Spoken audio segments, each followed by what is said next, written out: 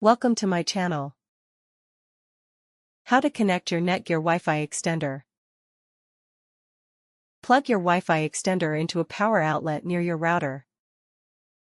Wait until the power LED on the extender is solid green. Look for a WPS button on your router. If it doesn't have one, skip to the web browser setup method below. Activate WPS on the extender. The WPS LED on the extender should turn solid, indicating a successful connection. Move the extender to a location halfway between your router and the area with poor Wi-Fi. Make sure the extender's signal LED is green or amber, indicating a good connection. On your phone, tablet, or computer, connect to the extender's default Wi-Fi network, e.g. Netgear_EXT.